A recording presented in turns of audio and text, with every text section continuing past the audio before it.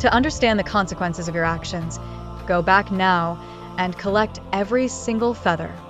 The man's eyes widened in disbelief. That's impossible. The wind has scattered them far and wide. How can I gather them all again? The scholar nodded sagely. Indeed, like the feathers, once words are spoken, they can never be taken back. They spread beyond your control, touching places you never intended.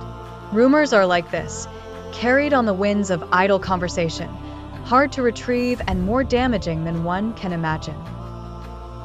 The man hung his head, the weight of his regret now tangible.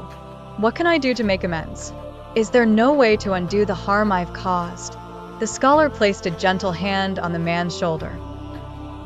While you cannot collect back every feather, you can learn from this experience. Speak truthfully and with kindness moving forward. Seek forgiveness from those you hurt, and take responsibility by correcting your wrongs where possible. Build your character so that your words carry warmth instead of the coldness of rumors. The man nodded, absorbing the lesson. I see now. My words have wings, like those feathers, and I must wield them wisely. The scholar smiled kindly. Exactly. Words, when used with care, can uplift just as easily as carelessly scattered words can tear down. Remember this as you strive to be a better person. As the man departed, he felt a newfound understanding and determination to use his voice for good, knowing that words once spoken are like whispers in the wind, impossible to reclaim, yet powerful in shaping the world around him. Once in a bustling village, Johannes, a young man known for his sharp tongue, inadvertently spread a hurtful rumor about his neighbor, Greta. The story morphed into something scandalous, echoing through the cobblestone streets faster than he could have thought possible. Realizing the unfortunate implications of his careless words, Johannes found himself at the doorstep of the village scholar, seeking guidance and penance. The scholar, a wise yet reserved elder, listened intently as Johannes confessed his actions. After a moment of silence, the scholar nodded and handed Johannes a pillow filled with feathers. To Johannes, this seemed like an odd gesture, but the scholar instructed him firmly, "Climb to the top of the hill, tear open this pillow, and let the wind scatter the feathers."